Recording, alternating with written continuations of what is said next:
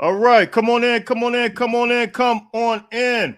Let's talk about it. We got a lot to talk about, and I want to say welcome everybody. We got two special guests. We have Ryan. Ryan, can you tell us where you at? Yes, sir. I'm in Pasadena technically, but out in LA, it's what 90 degrees today. Hot and heavy as the news cycle goes as well. But happy to be here with you, brother. Where your handles as well. Oh What are yeah, your at Ryan Dyrud LAFB on Twitter, or at LAFB Network is our main network feed. Ryan's the man. I love Ryan. I watch him and Jamal. He's one of the. A lot of people ask me. They say, "Who? What social media sites do you look at? What YouTube channels do you look at?" He's one of them I look at on a regular basis. Every time they come out, I'm watching them every Thursday. I believe they come out every Thursday. Then the other one I watch all the time. I'm usually trying to catch him on Mondays and Fridays. His name is Tim Prangley. Much love to him. Everybody knows him. Tim, what's the word? It's a great day, right? Great to be. Well, every day is a great day to be a Trojan, but when we get the bear back, nothing was gone. Sorry, I'll let you phrase all the proper phrasing of what happened in the past 24 hours. But yeah, it's a good day. We're coming on to deal with that today, man, because I mean a lot of people, Twitter went crazy for 2 days in a row. Twitter was kind of broke yesterday, and then it was broke again by the bear news today.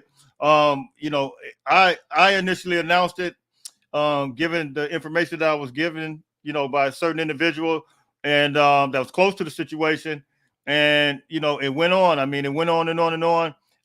Actually, Bear put it up in his story yesterday when everything broke, and then took it down, and so now everything looks like some think it might have happened, but some think it might have not happened. But what were you guys' initial actions? And we're gonna kind of deal with it because I want to talk about some things that Ryan talked about earlier, as far as a tweet that he put up. But what were you guys' initial thoughts, Ryan?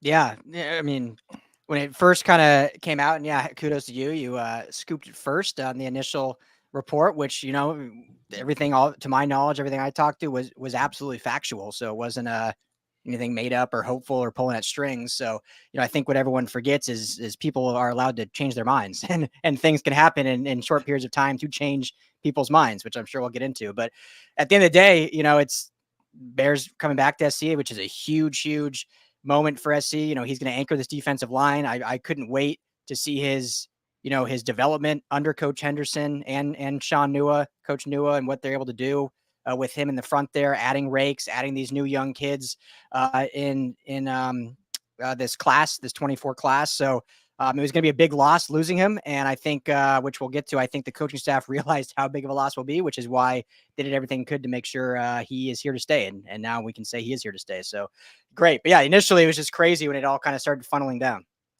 Man, well said. I totally agree with you, man. What about you, Tim? Yeah, same thing. I thought that maybe when Enfield left, the curse of Enfield shifted over to football. I don't know. It's like, you had Isaiah Collier and Vincey Wachuku and Bronny James. Just seemed like it was that program was cursed for a while. I thought when everything's coming together on this defensive line, it's really shaping up. They're picking up Lynn stuff fast. It's gonna be lights out on the defensive line. That's we know that's where it all starts, right? And then all of a sudden, get this news that like Ryan just said, that tandem of Rakes and Bear is just something I'm just excited to see happen up there in the middle. We know on the outside they're going to eat on the outside, but for the first time in a long time, we got something special at both positions up the middle, and it was a gut punch, And when you put it out there, I'm like, oh crap, that's it, because I know. So then I'm like, it's the beginning of issues. But also, I had some optimism. But thank God, we don't have to worry about any of that. He's here, and business as usual at USC. No doubt. My initial thoughts were, when I was getting told the information, it was just like, well, Eric Henderson was one of the best developers that you could possibly want to be around. My thing was with Bear. If it were to go down like this, I felt like, you just got one more year to just hang in there, get developed by, the best possible person, not only father figure, but a guy that can absolutely teach you everything that you need to know to get to that next level. Even if he may be with him for another 2 years, that was one of the things that crossed my mind. So I just couldn't believe it. And so now we flip to today. The news seems to kind of shift today. And so what were you guys' thoughts when the news shift to from him possibly leaving? to now, and Tim, you could go first, and to now he's coming back. What reasoning did you have in your mind on how this happened? So if you had caught me last night on our show when everyone was all negative, I kept saying to people, okay, one, look, you guys, he can't enter the portal officially for a couple of weeks here. I mean, it's the 16th, well, a week, right? A week away from actually being enter. Also, I just, like you just said, the time just seemed weird. Not just the timing within the calendar as far as, a week before. I know this stuff kind of leaks out because when guys are going to transfer, they do make their wishes known to kind of get their feelers out there. They got handlers and whoever's in your camp, basically, right, is usually out there, coaches or whatever, trying to figure out what's going on. So word can leak out. So I was a bit worried about that. But now that things are back, it just made sense. I knew that Coach Henne is a guy that prides himself. He's talked about it. He's a relationship builder, and this is an example of relationship building, trust building, and also development. We know that Bear's going to the NFL. Can you imagine a better way to go into that draft room? And you have a bunch of guys in their own war room talking about, well, he did have he had 2 years under 1 year under Coach Henderson. And so he's have a year under Coach Henderson. So basically he's getting a year of NFL development as a college player, And so it didn't make sense. None of it really did make sense, except for the fact that we don't know what goes on in people's lives. And I told everyone, just calm down, relax, don't speculate what's going on. If he's going, there's probably a reason for it. But I'm just kidding. The good news is that whatever the issue was has been fixed. He feels comfortable at SC, and this defense is going to be something there's going to be trouble this year. Let's put it that way. Absolutely. Ryan, shout out to Trojan Blade, man. Go subscribe to Trojan Blade. He puts out that great content. Yeah, he's almost at 8,000, I think. So hit that up. Dang, look at that. Yeah, shout out. But no, I mean, just to add to what Tim said, I think what hit me first is like, all right, Coach Henne and Coach Riley get it.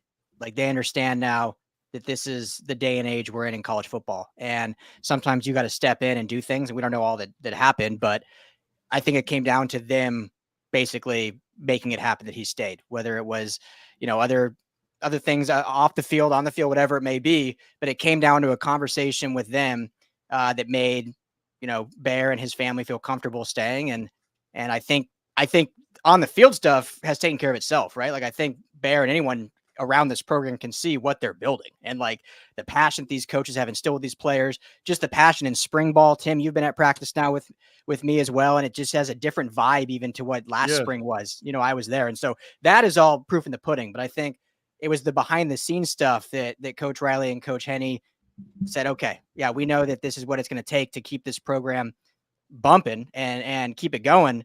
And if we're going to compete with the likes of the SEC and all these other dogs, like, we got to put in, different kind of work and different kind of, nothing bad, but just different kind of tactics and strategies, right, to enable to keep our team intact. And so that's what I thought, is like, hey, they get it. They went to bat. They went and brought this kid back and made sure he's staying a part of the Trojan family. So hats off Coach Henne and Coach Riley. Man, no doubt. And I think that was one of the initial things that crossed my mind yesterday, was that everything seemed to be going so well on so many levels. As far as the recruiting, it's like we're going recruiting to a national level. We're recruiting at a high peak. Eric Henderson has so much momentum until it's just ridiculous. And to get that out there yesterday, it was just kind of like, it was a shock and awe type of thing for me, and I think for everybody else. And so one of the things, I think one of the tweets, rather, I'm gonna just read from Luca Evans. He said this today. This was a tweet. I actually retweeted it. He said, one of the main reasons Bear Alexander is staying at USC is Eric Henderson. He said the elements that he's going to go under, Coach Henne, source, family with situation, said you can't even really quantify that with the dollar amount, man. So what are you guys' thoughts on that, as far as the impact that Eric Henderson could make on a guy like Bear Alexander? Yeah. I'll jump in first, Tim. I mean, huge. I mean, Coach Henne is, I've talked to him a bunch, or I wouldn't say a bunch, but, a decent amount, and just an awesome guy, awesome human being, great coach. I mean, the proof, I said it before, the proof is in the pudding, just in his track record, what you see, what he did with the Rams, and everyone obviously talks about Aaron Donald, the greatest to ever do it, the GOAT. But you look at Kobe Turner this year, should have won offensive or defensive rookie of the year, excuse me. You look at other guys on that defensive line that have gone through his tutelage, Greg Gaines, Ashawn Robinson, a myriad of Sebastian Joseph Day, guys that went through his program with the Rams and then got paid elsewhere. And so they got money down the line. So I think, that's something that, Bear and these other kids can see is like, hey, if I stay with, Coach Henny in this tutelage, even if I'm not getting as much money right now that maybe I could get in some other NIL deal, I'm going to reap that benefit down the line just by having not only the tutelage and the pedigree from him, but also the hearsay, right? Like, think of what happens during draft season. This is what we're going through right now with, Caleb Williams, Brendan Rice, all these kids is everyone's calling their college coaches. Tell me about this. Tell me about this kid. Well, you got Coach Henny coming to bat with you. That's going to pay dividends for you getting drafted in the first round versus the second and third round potentially. So, and that's a huge payday there. Hey, no doubt. So now that we know that we got this team, because yesterday I was sitting there thinking, I actually did a video this morning and I kind of talked about hopefully Bear could stay, hopefully things could change. And ironically it did. But then on the back end of that video, I actually started talking about a kid from Indiana that I think that USC can absolutely get. I still think Philip, what is his name? Philip Bleedy, big time defensive tackle from the University of Indiana. And I still think all of us I believe that we still needed at least one or maybe two more interior players, I think, on both sides of the ball just to kind of complete this team. And I think they still will go. So now that's just less of a headache as it relates to that. So what do you guys think about what do we add in this next transfer portal? Because the transfer portal is coming up now, April 16th. And so there are, allegedly some big time players that's getting ready to hit the scene as it relates to the transfer portal. What do you got, Ryan? You first. What do you guys think we need to add in order to complete this team to make a run? Yeah, I think definitely, as you alluded to, defensive line, got to add probably another one. When you just look at the depth there, it would have been that's what made this Bear Alexander would have been such a huge loss. Is you add Nate Clifton, you add Isaiah Rakes, who I think were great additions. But then outside of that, it's really youthful, right? And and depending how you define interior versus edge, but when you look at specifically the interior, I mean, it's a lot of youth and guys that are even gaining a lot of weight, which is great. You look at Jai Babasari and these guys that are putting on this mass, but they've never played a snap in college. So having that as your lone depth piece, you want to add more. So I think Coach Manning, receivers coach, came out a few weeks ago and said that they plan on adding another receiver probably through the portal, which is interesting because I think they have good depth, but it is also a youthful room. I mean, you're losing, your a lot of your vet presence to the draft this year. So, just adding another one in there. So those are the two positions I'm kind of looking for. But I'll toss it over 10. So I'm not talking about every position. Yeah. No, well, I mean, everything you said, I was going to add earlier, you were talking about Henderson and you brought up the fact that Kobe Termin, talk about when you're talking to guys in the portal, his rookie year, he led the NFL as a rookie, right? Well, all rookies, with 9 sacks. So, I mean, that's just adding to his credentials. Not that he needs it. But I'm excited to see where they go because remember, we got Bear Alexander and we got Jordan Addison. It's usually the springtime when guys start looking at the. Here's the thing: before you could stack your defensive line 3, 4, 5 guys deep at Alabama, at LSU, at Georgia. Now guys are looking at playing time. Now guys are looking at the guys here on the West Coast getting those NIL dollars. Now that the NIL situation USC has shifted, which we didn't have last year. This could be a whole different ball game when USC is going after, not just the high school kids, but also these players that are coming in the transfer portal. So they're looking at where they're shaping up in their spring, and there's going to be plenty of people to choose from as soon as this thing pops open. People have looked at where they are on the depth charts, and there will be a big number of guys that fill in almost right away. And there's guys also that are here. I mean, no one's really talking about Anthony Lucas. Mm-hmm. He put on some size. He's got a year with, and he's moving aside with Coach Henderson, right? If he does do that, and they want guys that are versatile, right? That line between defensive line and defensive end is kind of blurred in this system. So it'll be fun to see where they do move people and where people get opportunities, not basically sold on where they're pigeonholed into playing. Yeah, no doubt. And I'm going to be answering some of these questions, and I just got to really kind of address this one. It's from Roger Dodger. He said it's interesting, the idea to leak some false information to a YouTube contributor to start the ball rolling. Listen, let me just kind of reiterate this overall. This information was accurate. The information that it was going to happen, it was absolutely accurate. Now we can't give you all the facts, can't tell you all the facts, but you got to think about this. Not only was I was the first one to put it out there, but you had On3, you had 24/7 Sports, you had multiple big time media sites that had the same information. So I mean, you could take it for what you want, but I mean, we're not going to unfold, just kind of give you everything that took place as it relates to that. But you got to remember, Barry Alexander put the tweet up on his Twitter and he took it down. So you could do what you want with that. And I'm going to leave it at that. Ryan, you said, had anything you want to say on that? No, just echoing it. Yeah. I mean, there's not everything we can say, but if you want to, not you, but if people want to think that maybe that this was used as leverage, then you could believe that. And maybe that was a play from the back pocket. But in reality, this was real and this was really happening. And it took a full on court press from the coaching staff to change Bear's mind. Absolutely. Absolutely. In fact, I was told this morning that it was an hour-long conversation, but we'll leave that alone. But we're just happy that we got him back. I mean, he never really left, but we got him back, and we're happy that this thing is really still going to be assembled together. And this thing is going to continue to move and groove. And so when we look at this now, as far as from the defensive team, the chemistry, everything that we've seen, and I heard that Bear hadn't practiced for the past few weeks, so I'm not even sure if he's going to even. These guys are projected to be. You guys are going to be there, right, for the scrimmage this weekend? These guys are supposed to scrimmage. I was told that today. Now the Saturday scrimmages. The Saturdays are closed to the media. Okay, yeah, that's right. And so hopefully, we'll see some good things as far as, and to your point, Tim, Jive Abasari, I think he's really kind of somewhat surprising, just the way he looks physically.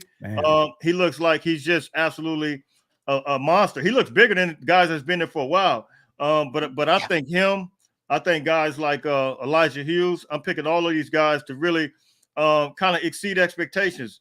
Elijah Hughes, in my opinion, already has somewhat of a step last year, and you could just see that if he just tweaks, if a guy like Eric Henderson just gets under him, I think he's going to really be kind of a breakout player. So on that defensive line, while we're on that, who do you guys think the defensive line is going to, the breakout players on the defensive line? Ryan. Yeah, Tim kind of mentioned it, but one we've talked about on our show is Anthony Lucas.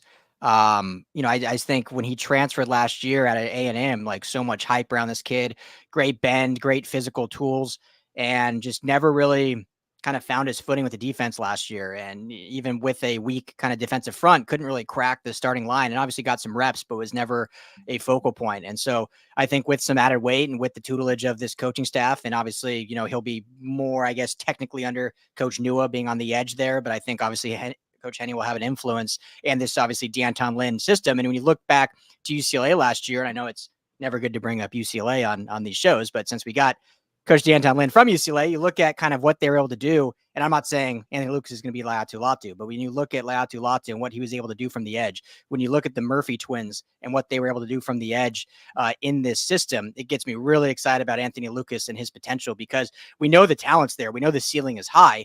We just didn't see it last year. So he's a guy I'm really looking forward to kind of take that next step and be the guy that we all kind of thought he could be when he transferred in. And he kind of got forgotten about in a way. So, really looking forward to seeing Anthony Lucas. Yeah, no doubt. Tim? Well, if we're going outside, also Braylon Shelby, he showed it last year as a freshman. Guy's just a physical freak. Going to be excited to see what he can do. Not just getting to the quarterback, but with 6'5", 6'4", 6'5", he's going to get up and he's going to be problems. I remember, what was that season? You have a situation where if you could tip balls to the line, also it's all that you see it. And I see that guy just causing just trouble for quarterbacks. Imagine him underneath, and imagine having Gentry underneath, and you got somewhere at the top and try to hit that small window to try to make a pass play. The Trojans sitting back in a zone. That's going to be over under. It's just going to be exciting to see him second year in, bigger, stronger. It's a year under Betty Wiley and the nutrition. Talk about size. when these guys get off the bus, they don't resemble the team we had a couple of years ago. Let's just put it that way. This is gonna be a whole different looking Trojan defensive line. And everyone's forgetting about, Jamil Muhammad. I mean, I think that he showed it. He kind of disappeared a little bit in some games. I'm just gonna say that he just kind of did. But the defense overall, I think Gabe was talking about that. Didn't do any of these guys really individually didn't give them any help, because it was a problem with the entire defense. And so it's kind of hard to shine when it's like this. There's not a lot of unity on the defensive side of the ball. The linebackers didn't get to shine. The defensive line had issues. The secondary was out. The corners were out on islands. It was just a mess all the way around. So it'll be good to see with Dan Lin coming in, giving all these guys the ability just to show their athleticism. There's a lot of athletic freaks on this team, and we're going to see it happen. Hopefully against LSU early on. No doubt, no doubt. And with the caliber of players that we have just on the defensive front alone, I think we're gonna be good, man. I think we're gonna be better. Did you guys mention Solo? Don't forget about Solo. I think Solo can add a little bit to that as well. But when you look at the secondary, one of the things that I mentioned, I kind of alluded to it last week on the show, was talking about Anthony Beavers possibly coming in there from the secondary and possibly playing linebacker. Man, what are you guys' thoughts on that? He's one of the surest tacklers, I believe, on the team, man, and one of the hardest hitters. But he has a frame of 6'1", 220 pounds.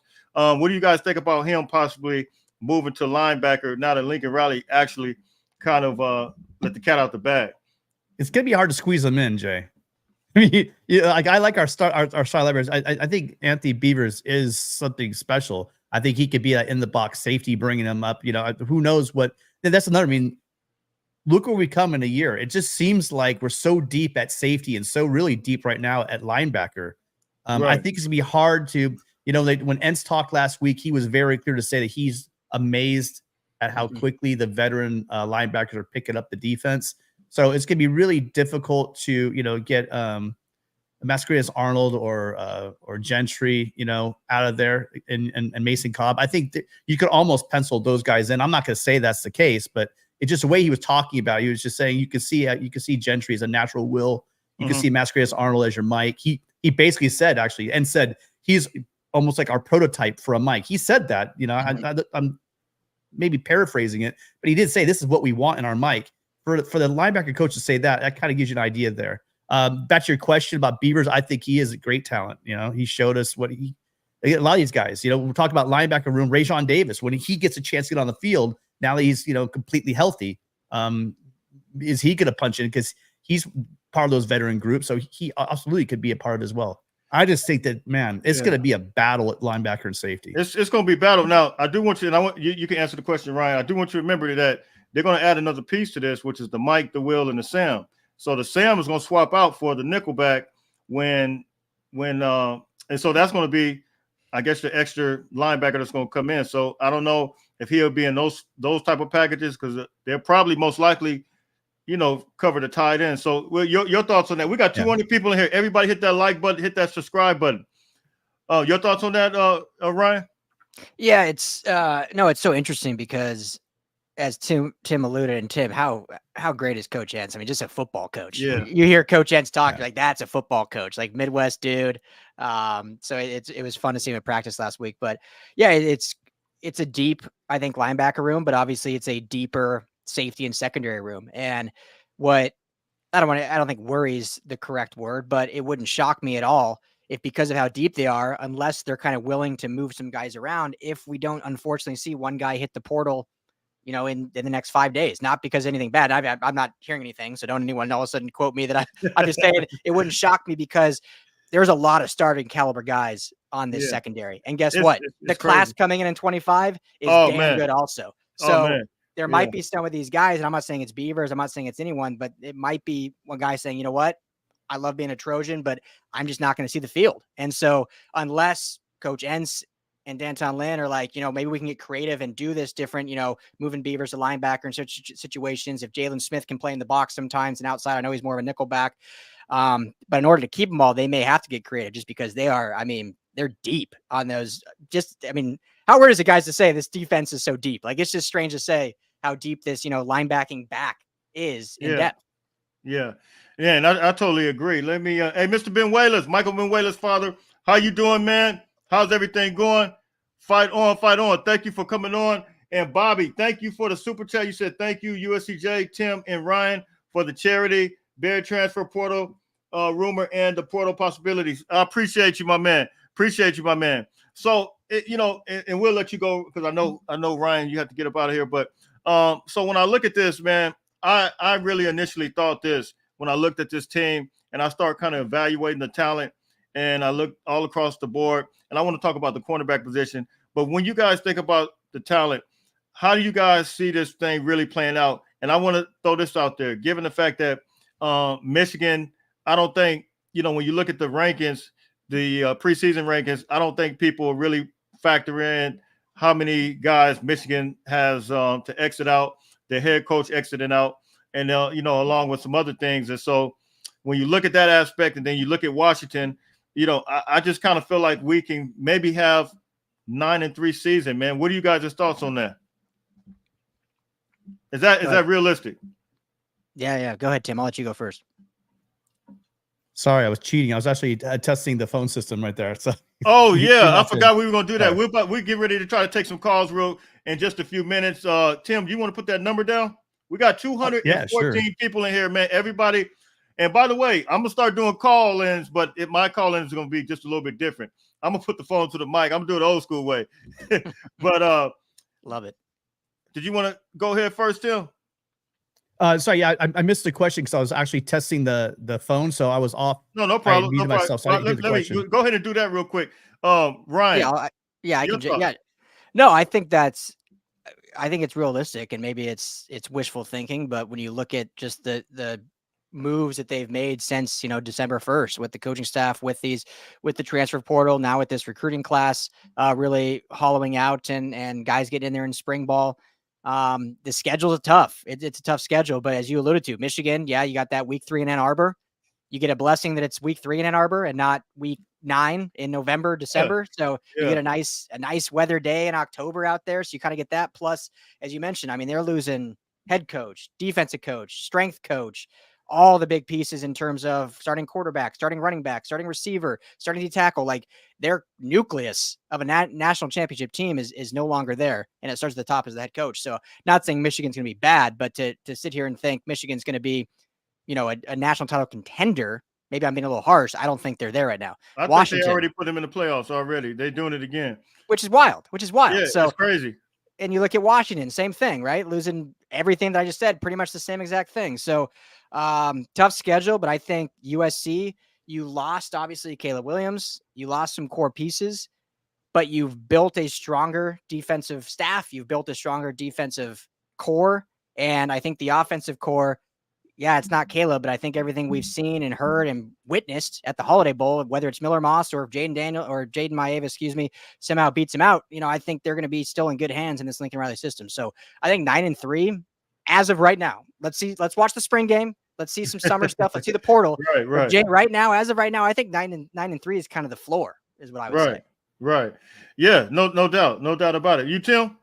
Yeah, I think that's a good assessment. There's Michigan not only lost, think of those individual pieces, but they lost the Jim Harbaugh culture. I mean, whatever you think of Jim Harbaugh, I'm obviously, what's your deal? I'm not a big Harbaugh guy, but the culture that was there, it'll be interesting if Sharon Moore, because a lot of that culture that toughness does come from offensive line coach, but it'll be interesting how much of that championship spirit is there as well. It's really gonna be a whole different ball. I'm sorry, you can't lose that much and that many pieces and that part of the coaching, and then losing your strength and conditioning coach was a big part of that culture. All going back with Jim Harbaugh, that was a big hit. And then LSU, I mean, they're losing a Heisman quarterback just like us. There's gonna be a lot of rebuilding going on. They have a whole new defense as well. So there are opportunities for USC. USC is doing a lot of rebuilding. I like we have tougher games at home. Right, we have Notre Dame. This could be at home. You're going to have Wisconsin and Penn State at home. So these games, the schedule does play a bit in the SEC's favor. Early on, we should have a look. If USC could split Michigan, LSU, that 9-3, 10-2 season is absolutely the floor, I think, for USC. Yeah. I don't want to split them, Tim. I said if. I didn't say we're going to. I said if. I know. You know, I mean, yeah, because you know, I feel like now. Well, I do feel like with the LSU game, I feel like that's really going to set the tone, I believe, for the season. You know, if we lose it, you know, but I just see us really coming out with a big time. And you got to remember, Florida State beat LSU last year. I believe that we could come out. You know, we got a little bit, I will say, of advantage just playing in Vegas. It's a little bit closer. It's still, you know, 4 hours away. But, you know, I just think that we could set the tone, man. And that could really, you ride high on that, man. And Utah State next? I really believe that we can roll on some major momentum if we just come out firing on all cylinders, man. So, hey, you ready for it, Tim? Shout out to Carter Sports, man. Says shout out USCJ, Tim, and Ryan, the guys in the building. Hey, shout out to him. Carter, go subscribe to his channel. Carter has a great channel. He puts out a lot of good information. He deals with recruiting quite a bit. Keep it, Brendan. Keep doing your thing, USCJ. Thank you. Tim, you ready for that? Yeah, actually the phones are open right now. I'm okay. Let's go ahead and give us a call. What's the number? Let's put the number in the chat. I dropped it in once. I'll drop it again. Actually, I'm impressed you did that on the fly, Tim. Hats off. Like, well done. I didn't even see you put that on there. Let's not congratulate me until it goes off without a hitch. We're getting ready. It goes to the machine. Yeah, we get ready to take phone calls real quick. Answer anybody's questions. By the way, I'm getting ready to do it as well. But I'm gonna do it old school way. I'm gonna try to do it on Saturdays. Tim does it on Fridays. And shout out to Tim. I was on his show just a couple of weeks ago, man. It was great just being able to do it. You know, Tim, you were right, man. When you say, hey, you guys call in. You guys, it's your man. It's great, man. It's absolutely great. There's a wealth of knowledge out there. I mean, again, it's a highlight of my week to get to talk to Trojan fans because you get to see people. It was kind of weird. Last year was the first year where I actually had people that somehow recognized me from YouTube, which was nice. So like at the games, you could say hi to people. But this way, it's this forum. It's like anybody wants to call in, feel free to call in. We'll talk football. Our fans are among the most intelligent and well-informed fans, in college football. I listen to a lot of these things, and they're not nearly as intelligent. I didn't see that number, Tim. What's that? Where's that number at? I didn't see it on there. I'll drop it again right there. It's 888-997-4539. And you could, or it's 888-99-Riley if that's easier for you on your 888. Say it again. 997-4539. 4539. Okay. Or we'll just give Jay's personal number and you guys can start throwing that up. Let me call. Just call Jay's cell phone. You good? Yeah. I'm gonna leave this number up here. I'm gonna put it in the chat. Where did it go? If you throw it on a banner, it'd probably be easier for people to see. I saw you put it in. I see it. Yeah, so 888-997-4539 or 888-99-Riley. Okay, that's the number right there, man. You guys can make some calls, and Ryan's got to get out of here. If you guys want to know anything, want to talk USC football, anything as it relates to anything that's been happening the past couple of days, look, we were all somewhat lost in the sauce, but hey, we're here now. We're back in business, and then it's straight up go time, man. So I'm going to get to some of these questions real quick, and we'll get to some of that. USCJ, make freshman SF to Porter dog rock. I don't know what you mean. Anybody knows what that means? Tim, you're off. You're off. Okay. All right, we got a call for you, Jay. Hello, caller. Where are you from? What's your name? My name is Alfred. I'm from LA. Coach Rowe. What's up, Alfred? I can tell that voice from anywhere. What up, Jay? What up, Rye? How you doing, Tim? Hi, how's it going? What's up, man? What's the word? Can y'all hear me? Yeah, we can hear you. Oh, hey, so my question is, do you think that it's starting to look good? You think it's starting to look good that people are trying to pick off SC's roster now? Right. I mean, look, that means we have good players. That's my personal opinion. If we got somebody that they want to pick off, that means that we have good players, man. And man, the landscape has officially changed with the transfer portal. and NIL, everything is the script has flipped. College football as we used to know it is no longer, man. You guys have anything that you guys want to say on that? Like you just said, I mean, it's a perfect validation of your roster when there's people that want to come take what you have, right? You know, no one's going to break into some bum house and take their stuff. They want to come into your house because they see that nice TV, right? They see the nice pieces you got. Well, USC's got some great linemen and players all over the field now. Yeah, this is something we have to get used to, though. Remember, as we accumulate, and you guys know, I'm not telling you guys anything you don't know, but as we accumulate talent, this is going to become happening more and more often. You got to have the guys like Coach Henney because he's building those relationships with the kids. That's what's going to build the fence around the team. Is build those relationships as well as NIL taking care of them. There's no doubt about it. Yeah, it's a full prong approach now in development. We'll talk about it more, Ryan, later. Thanks, yes, sir. Hey, Coach Rowe, when you coming on, man? When you invite me again. All right, man. All right, man. Hey, I'm always open for invite. I'd love to come on Tim's show too. Tim, give me an invite. We got some fun. Let's do it. No doubt. We'll all right, good deal. See you guys later, man. Thanks for your time. Hey, good to hear from you, man. Hey, I just got to give shout out Coach Rowe. He's my co-host on Salute to Troy. Played at SC, roommates with SC legends. So shout out Coach Rowe. Yeah, no doubt about it, man. I love Coach Rowe, man. I love him. You know what? He has a segment on you guys' channel, man, that he actually does. He brings out. I haven't seen him do that in a while, but he brought out the chalkboard, man, and just really went to. I said, man, this dude really gets with it, man. I mean, he knows his stuff. So everybody can't do the X's and O's stuff. That's not my thing. I just talk football on here, but shout out to him big time, man. Jay, you ready for another one? Yeah. Hey, shout out to Trojan Blade. He says, give Henny a lifetime contract. Hey, let the church say amen. Amen. Hey, and so, but we do have a caller. You're on here with Uscj and Ryan. What's your name? Where are you calling from? This is Dwayne from San Diego. Somebody told me it was straight up go time, so I had to call in. And Dwayne's got a great channel too. How you doing tonight? Dwayne, it's straight up go time, man. How you doing? Straight up go time. So Bear's not going nowhere, so we know that.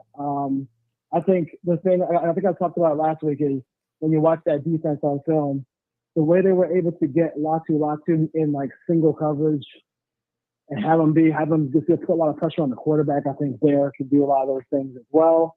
And obviously, just you want to keep adding on to that defensive line as much as they possibly can. I'm not sure how much scholarship eligibility they have left to add pieces in the portal, but I know, obviously offensive line is going to be the one spot where we have to make sure that we get going there. I'm always somebody who looks at special teams. You guys think we're going to see a change in the kicker coming up this year? Because the kicking game with some of these teams we play coming up could be USC looks like they're going to be playing some close games this year with all the talented teams they're playing this year. Yeah, well, you're going to have less possessions most likely in the style of play you could have in the Big Ten. So that means if you have less possessions, each possession is going to be more important. You can't stall out on the 40-yard line, 43-yard line. So you're going to need to have someone can hit those long. And you know what? The issue wasn't hitting the long ones. The issues with Dennis was hitting those short ones, right? So I think there's competition, and there, Robles is going to push them. And then who's the kids coming in? Ryan Siri, that dude, man. I forgot that dude has a leg. It's ridiculous. It's going to be a battle. Yeah, it's going to be a battle. As far as kicking the ball out of bounds and getting penalties, I don't think we'll see that with him, for sure. Anybody hear about any of and I think I'll let you go. Anybody hear about any offensive line guys who might be coming in? Because I know that's the biggest part of the team that they want to improve in the transfer portal coming up here. And I'll hang up and listen to you guys. I think at one point, the guy from SMU, it was said, I think his name is Matthews. I could be wrong about that, but it was said that they had mutual interest, man. I think On3 might have put that up. And I don't know what happened. He started taking trips, might have went to Missouri and some other places, but he never came to USC. I don't know if he's ever committed or signed with anybody yet, but hopefully he's still out there, man. And hopefully there's still mutual interest. Any of you guys? Yeah, I mean, I haven't heard anything. That's it, Marcus Bryant. That's right. There you go. I haven't heard anything. That I'm assuming that will definitely be a position. It's so weird because I feel like it should be like if until the portal opens, it's like illegal to start like negotiating and talking. Luke, but you guys hear me? Like, who really knows? So we'll see. I think Tim has somebody coming on. Yeah, I had someone coming on right now. You know, it's kind of tough because you got a lot of linemen the last couple cycles, and talented, and I mean, I know you have, Jay. We've talked about these linemen. They may not have been the highest rated, but we've got some serious guys coming in. I think they're going to hit some. If I had to fill out my dance card, I'm looking at. I want to get nice veteran defense, offensive tackle, and that left tackle, even a premium. That's great. If we could do that, that would be great. Then you could probably slide Page over to right tackle. I mean, that would be incredible. But I think we're gonna be okay. But Henson's got to get recruiting. I mean, there's no doubt about it. I like the guys we brought in, but we should be at SC getting a ready-made tackle. I mean, I think that Page is come along really quickly as a freshman. That development was great. But I do think it's getting to the point where USC has to go back to where you're bringing in, a Tyron Smith, a guy's just ready to walk on and be ready to go, almost right away. That's the kind of guy you want, not the full-on development piece. Tobias Raymond, Coach Riley, I asked him specifically about Tobias Raymond. He's coming along. He put the weight on, but again, came in as a development piece. When USC will be back is when USC is in the hunt for the best offensive lineman on the West Coast. That's when USC is who we should be. What do you guys, if I can ask you guys a question, what do you guys think of Zandamela so far? I feel like, interior guy, but I mean, he looks like a beast early on. No doubt. He's a beast. He looks very thick. And matter of fact, I kind of alluded to that as far as he could be a potential guy. Now, what if he does live up to expectations? And do we move Jonah Monheim back to Lincoln Riley did say Jonah Monheim is very, very versatile. He's all over the place right now as far as he can do anything. If in the event that a guy like Xander Miller is able to come in, would you guys want to see Monheim go back to tackle or guard? I think Monheim came back to get some tape inside. I mean, I just think that's really what he was sold on, and he's only here for one more year. Yeah. Plus, they've talked about how brilliant he is. He's working with Nealon. I think he's going to be solid in the middle. Zanamella, although physically he is what he is, there's a huge jump mentally, also to learn the offense, learn the line calls and everything. That's a lot to ask of a true freshman. I'm not saying it's impossible. I mean, maybe he's super bright, just like Monheim, and he could pick it up really fast. But Monheim's played in the system for a couple of years now, so he knows it. He knows the line calls. He's got all those advantages, and he wants to play in the interior. So Zanamella is he was the number one interior offensive lineman in the last recruiting cycle. Anything's possible, but I don't see it probably happening. No doubt. I want to say shout out to John Kinsella. Thank you for that, John Kinsella. Everything that you see in the stadium, in the Coliseum, all the banners, the numbers that get put up. Matt Liner, Reggie Bush will soon be there. That's him, his company. He's the one that puts that up. He's the one that made this picture right here. All the Heisman Trophy pictures, man. That's my guy right there. So big shout out to him, man. He got every Heisman from USC. He made that company that put that stuff up in the Coliseum. So shout out to him. Thank you very, very much, man. My man, John. We talk on the phone almost a couple times a week. You got another one?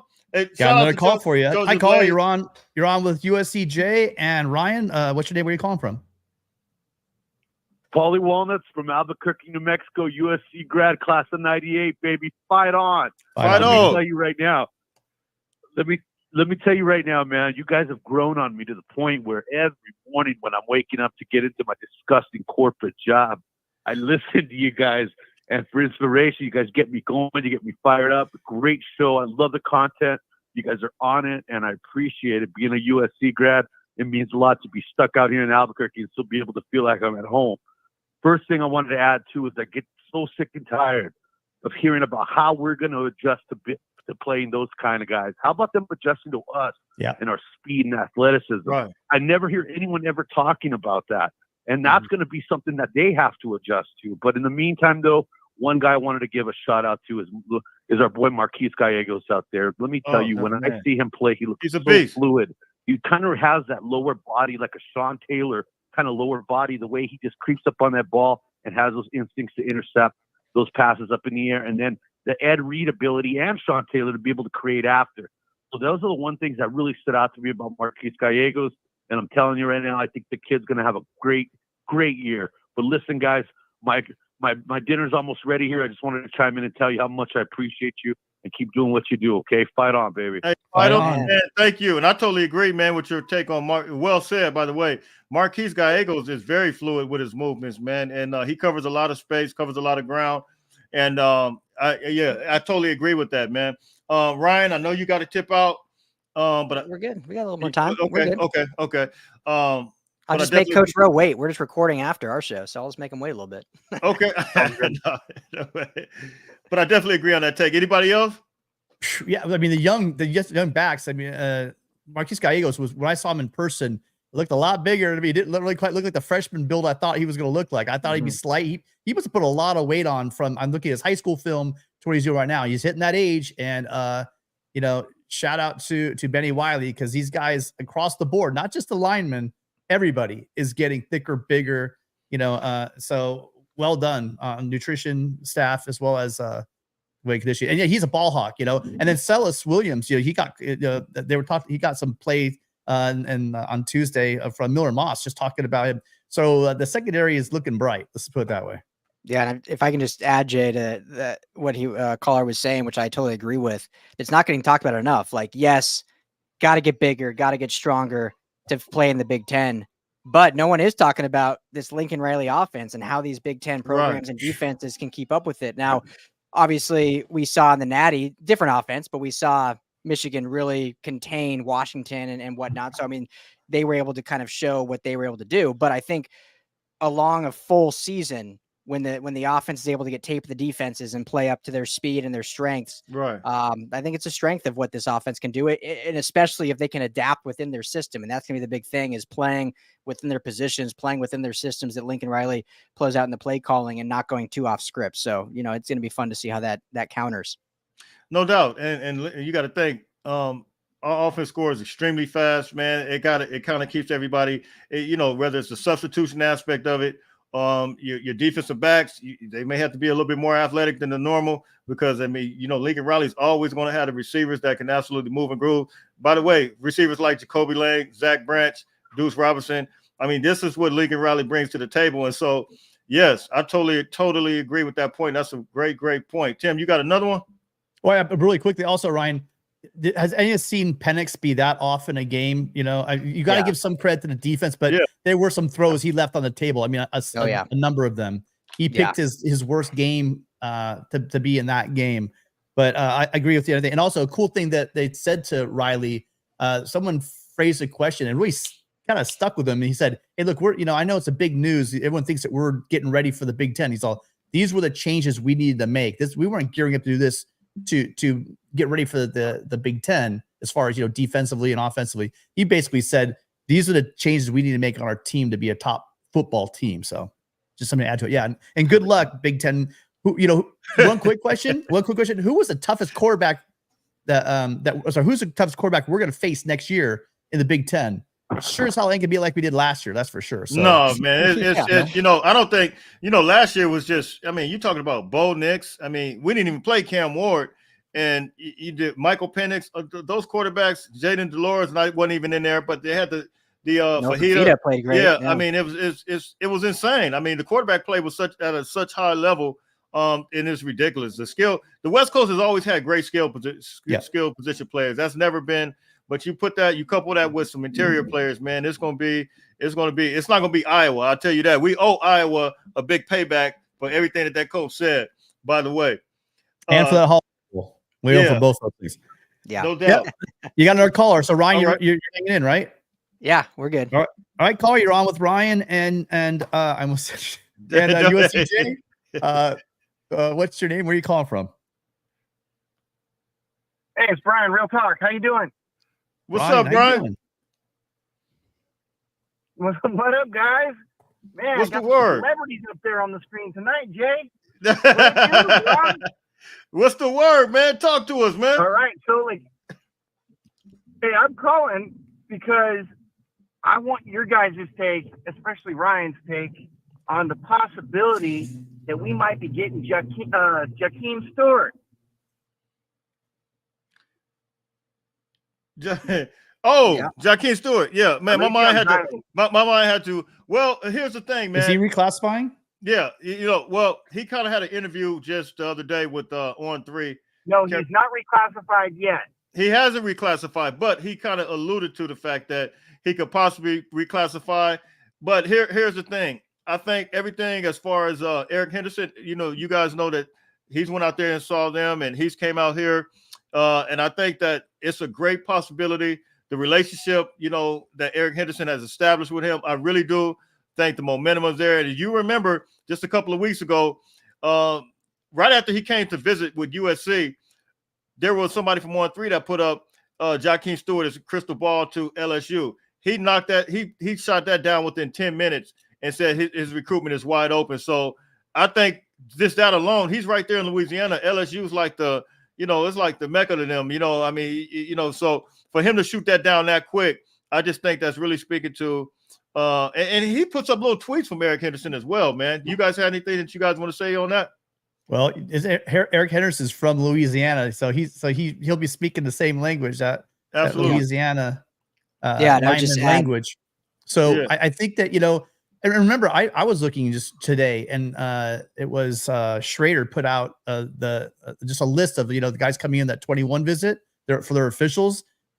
Guys like Elijah Griffin, Terry, we know Gibson, and then Trajan Odom now, and Brandon Brown. These are all guys. I mean, a lot's going to depend. We're going to start filling up really quick. I mean, when Riley talked about when he got hired initially in recruiting, says you better get on that rocket ship or it's going to pass you by. I think kids are going to start finally feeling that pressure. They could slow play USC forever. Now it just seems like, look, if you want a spot on this line, if you want to be coached by Coach Henne, you need to step up and make a commitment. And so that's a long way from being December and signing, but I think that weekend's going to let us know a hell of a lot about USC's defensive line going forward. Yeah.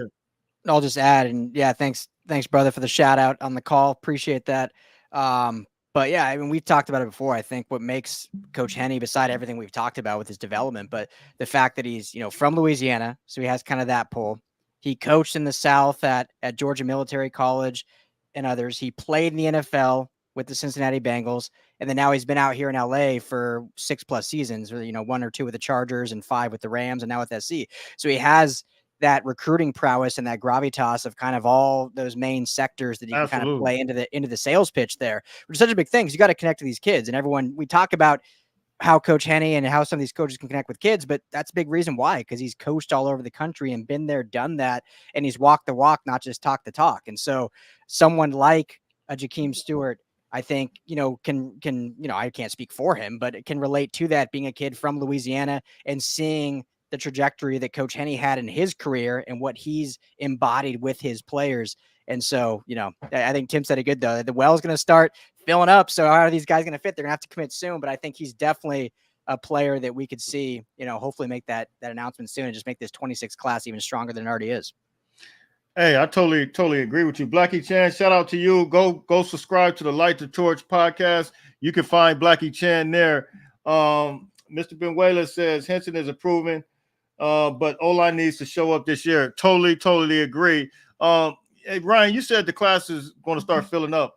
Real quickly, how you guys feel about the local talent as far as, do they kind of need to not take as much time as normal, given the fact that how this class is starting to fill up? I mean, because when you look at it, and I kind of talked about Carson Cox, he's out of Hesperia, but he's one of my favorite running backs. But now we got 3 running backs that committed, and it's like, is there still room for Carson Cox? Now, some think that one of the running backs is going to be move over to a slot / receiver, so it may be still some spots for Carson Cox. So what are you guys' thoughts on that? I'll let Tim go first. My camera shut off. There we go. Yeah, no worry. Well, that's just what I was alluding to, is the fact that you can't slow play us. It's just simple as that. You just Yeah. now in a position where you're not gonna be able to slow play USC, especially if USC starts winning like we think they're gonna win. It's gonna be proof of concept. You're gonna see guys going in the draft. All these things are gonna play into it. SC picks up a couple of guys, veteran guys, or grad transfers, or veteran guys in the portal. They spin around and also make up their NFL draft stock. It's all that combination, right? So we have the coaches. It appears now that we fixed the NIL, so that we don't have that. We're not going into these NIL battles one arm tied behind our backs. The House of Victory clearly said, "Hey, look, we're playing like everybody now." So that's out of the way. The next thing's going to be is putting guys into the league, and once you show that you can, put guys in the league, you're going to start landing that talent. So USC again, the Big Ten is shaking now. I'll say it. They're all talking a lot of crap about USC. You see all these national writers writing USC off, putting Oregon as a top 10 program, and not USC. Literally, they left USC out of the top 10. You got some guys saying that Lincoln Riley is not a top 10 coach. That's the most ridiculous. These idiots. I saw that, man. I could have threw a remote control at my phone, but that was crazy. These idiots are going to be shown for who they are. There's carrying water for the SEC, carrying the water for ESPN, and they'll be shown for what they've done. Yeah. No, just to comment on that, look, hats off to Kalen DeBoer. What he did in 2 years at Washington and his growth through small colleges is amazing. But you got to look at whole full body of work, and it's like, man, I'm not taking anything away from him, but all of a sudden Lincoln Riley's not a top 10 coach because he had one bad season. But right. Anyway, Jay, just to your question too, I would say, to kind of really just straight answer your question, like USC can't take their foot off the gas in recruiting, because even though it seems like NIL is in the right direction, they're making strides there because of this world in NIL. I mean, kids can flip like that, and they can change and go somewhere else if one school is really hell bent on getting them. So you got to still keep those offers going. And you got to stay on the road and keep your ear to the pavement, as they say, because I think it's just you never know, how quickly these kids can change and turn. So you got to keep the recruiting strong, if you will. No doubt. And Brian, really quick, do you want anything you want to leave with? Because we got some people backing up in the queue. Just do one more, and I'll bounce after everybody else. You hear from me enough. Hey, appreciate you coming in, man. Guys, appreciate you. Fight on. Bye, Brian. Thanks, Right on. bro. Sorry, Tim. I thought you were asking me. My mother-in-law still calls me Brian, so I just assumed you were dropping the B there for that. So no. Wait for one more here. Next one, call. Sorry, take a second to queue up. Hello, caller. We got 253 people in here, man. Everybody hit that subscribe and like button. Good evening. Hold on, caller. Go ahead. I'm sorry. Go ahead, Jay. Oh no, you good. Go ahead. Caller, what's your name? Where are you calling from? You're on with Ryan and USCJ. This is Les from Detroit. Les, how you doing, man? What up, Dove Jay? What's the word? How you guys doing tonight? Man, we great, man. We great. Glad you called in, man. What you got for us? Good. Yeah, I'm looking for you guys. Looking forward to the USC fans, and looking for you guys to come to the big house this fall. I'm looking for a good game. Man, you better have your. Are you gonna have your SC clothes on, man? I know you're not gonna have no Michigan clothes on. No, my man. It's go blue all day. No. Oh my God! No doubt. Hey, but look, man. If you see me, you better speak to me. I kind of want to talk to Tim a little bit because he don't tell the real picture of it, and I get it, Tim. I know you want to tell your fans, and I like SC, okay, but I'm gonna give you the facts. Okay. I'm not gonna give you the what you think your fan base want to hear. This game gonna be a 50-50 game. First of all, okay. I'm glad you're honest about that part. It's definitely a work in progress. Okay.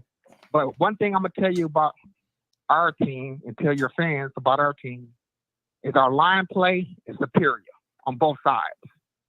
Now, we don't have no quarterback. That's true. Our strength coach is gone, but his assistants and all the other staff members are still a part of the university. The guys that you saw in the national title game are still there. Okay, we lost one defensive tackle. We lost one guy to the portal, which is sad, to Alabama for the money. We lost one of our safeties, Rob Moore, to the ACL. If you notice, if you watch any of Michigan games, they played about 60 guys a game. So there's a lot of depth. And we got a lot of offensive linemen that played last year on 2 beats. So do you think someone could downfield with your quarterback and your receivers? That's the same thing Ohio State has done for years. So I'm just letting you know up front before you gas everybody up. You score 35 to 40 points from us. But Okay, I kind of lost a little bit. Let me hop in here. Let me hop in here because I think we're losing you. But really quickly, every USC fan thought that we were going to roll forever when Pete Carroll left too. We thought, hey, look, we could just reload. We're good. We'll do this, and we're not going to drop off. I got to tell you something. You guys are going to drop off. You guys are going to drop off. You guys lost way too many people to the NFL. You guys had a great team. You guys just won a national championship, but you lost a lot. Yeah, on defense, and up front there, you lose a lot of people. But your overall team, I mean, how many guys did you guys lose? How many guys? You could have a great NFL draft. Yeah. Absolutely. You guys had 18 people invited to the combine. That's the most. It was the most out of any team in the country. Yeah, I mean, yeah. That's hard, but you're not telling the complete story here. Well, I'm hold on. I listen to you. I'll let you tell your story. Here's where you're kind of breaking up a little bit too, my man. A little bit. Let me just clarify. I didn't say we're going to walk into the big house and take care of Michigan. I didn't say it. If you remember, Jay snapped back at me saying, hey, I don't want to split this thing. I know these games are tough. If you've listened to me at all, I'm not saying USC's walking in there, but I am not going to say that you guys are going to be like 2 touchdown or double-digit favorites going to this game. That's not going to happen either. It's not. That's not going to be the situation.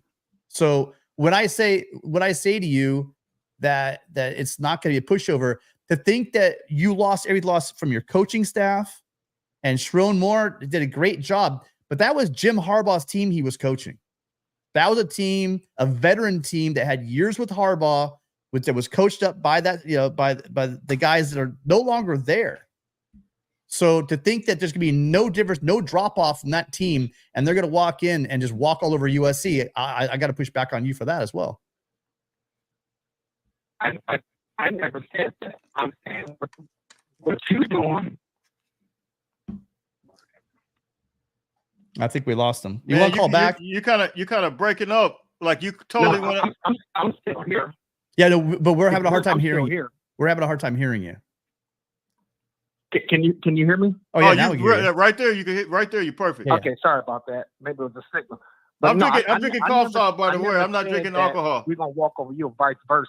Mm-hmm. I never said that. What I'm saying is, if you watch any of our games and paid attention to it, which you didn't, Sherrone Moore built that offensive line. He was the offensive coordinator, so it wasn't Harbaugh by itself. That's what I'm saying to you. So don't just think that Harbaugh did everything by itself. Sherrone Moore preached. Yeah, you don't have to shake your head. I'm just talking to your fan base and talking to you. I'm not saying we're gonna beat you or vice versa. Well, I don't know what we're arguing. I don't know what we're arguing about. Did you have a point to make? Yeah, I'm not arguing. I'm just getting my point across. And that you is, come to the big house. We could go back and forth or rant back and forth. After the game, and when you see the depth on the offensive defensive line, I want you to have the same cocky attitude that you have. Hey, look, hey, we're not running for. Let me tell. Okay. Hey, I appreciate you coming in, but we're not running from nobody. No, I'm not saying you're running, but Tim get kind of smug. You want to see? Here's the thing. Here's the thing, Jay. This guy wants us to bow down to Michigan. I will bow down to a great season you had last year. Hats off, man. Well done. National champion. First one, second one in like 50, 60 years. I don't know, whatever it is.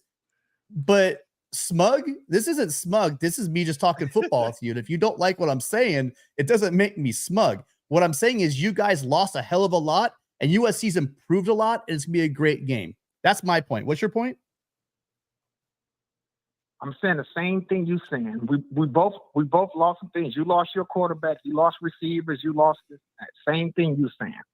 It will be determined on the field, brother. That's all. Okay. I like USC as a program. I like Jay. Jay's a good podcaster. I actually subscribed to Jay months ago because I think he does a hell of a good job. He breaks things down. He's honest, and I like him. But when the game comes in the fall, hey, I drink a beer with you guys. I have a pop or juice or something, and hey, Hey, it's all love on my end. Hey, it's all love. Hey, I got multiple fan bases from all over, and it's all love. But as you say, man, once the game starts, hey, you're the enemy at that point. But then after that, we're gonna shake hands. It's all good. Hey, Les, real quick, Les, I just gotta say, one of my co-hosts on the show, Candace Davis Price, is the performance coach at Belleville High School out in the Detroit area. So if you follow that, Is that where that quarterback goes to? Yeah. Matter of fact, my buddy's he's the principal there. Yeah, I mean he's a principal. They were in the title game. They just didn't win the title, but they were in the state title game. Yeah. I know exactly what you're talking about. Hey, so man, definitely appreciate you calling, man. Shout out to you all the way from Michigan, man, and thanks for tapping in to the USC channel, my man. Yeah, he dropped. Hey, you there? He dropped out. We got a new caller. Caller, what's your name? Where are you calling from? Hey, this is Matt from the 805. What's up, fellas? Fight on. Fight on, Matt. I love when you guys do this crossover. I get all the great minds together. Appreciate that. I just beg for Jay to get me on once in a while, throw me a bone. Yeah. He does. He gets tired of me calling him, so he says, "I'll get you on, Tim." I got a quick question for you guys. So all the talk, I could trust the defense is going to be great. I think that we're getting there back to our ways, and that's what I really love. But I was really worried about the veracity and the offensive line, and how are we going to get a mean offensive line back? Oh, I didn't like it last year. Can I go? Oh, please go. I've been just excited about these young kids coming through, and we're going to start seeing them pop up. That's not to take anything away from our lines we've had last year. We're not going to cover it again. We've talked about it. It just didn't come together. Yeah. We had the mercenary line. It started with Ethan White not making it in, right? That started, and then they have an issue when Gino Quinones goes down, and then we saw that shuffle. Me being me, I'm like, oh well, all kinds, yeah. They're just how's their depth? Like, what do you think about our depth? Well, yeah, so the thing is, that's what I'm trying to say. Now those young freshmen, because we saw freshmen step up. You saw Amos Talete come in a little bit. We saw a lot of Alani Noah early with those with the injuries and situation, and it's a lot to ask of. It's a lot to ask of those young guys. Now they've got a full year with Henson. They have their second. A lot of them have a second spring with Henson. There's a lot of development going on. So you're going to see Page, right? He had a great game in the Holiday Bowl. Yeah. You're probably going to see Tobias Raymond later in the season. I really do think so. And remember, a lot of people forget, Emmanuel Preyon, he was not exactly a seasoned veteran either. So he got a year better. Yeah. And you're going to see a lot of these younger guys step up. I'm very bullish. And the one thing I do know about this line, though, is they're going to be nasty. They're going to be what you're talking about. They're going to want to impose their will. I want that. Well, real quick, somebody in the transfer just to fill in. Real quick before we answer that, I know Ryan has to get out. I just want Ryan to just tell us where we can find you at, Ryan, before you leave, man. Thank you for coming on, man. He has a phenomenal program. He's covering the Rams. He's covering the USC. He's covering. I don't even want to say the other thing, but it's all good. We appreciate Ryan for coming in. You want to say something real quick, Ryan? Where you at? Yeah, bro. No, thanks so much for having me on. Always a blast. Always good catching up with you. So, Tim, it's fun to be on with you. Thanks for setting this up. But yeah, anyone wants to find us, we're the Salute Detroit podcast over at LAFBnetwork.com. Our channel is USC LAFB. Easy to find there. So, yeah, that's where I'm at. Appreciate you, brother. This is fun. Hey, no doubt, no doubt. Thank you for coming, Ryan. Stay blessed, my man. Yeah, see you tomorrow, Ryan. We'll be in touch. Yeah, see you tomorrow. Thanks, guys. Hey, shout out to Romney. Hey, thank you for the $100 super chat, man. Really, really appreciate that. So caller, what was the other part of the question you mentioned about the transfer portal?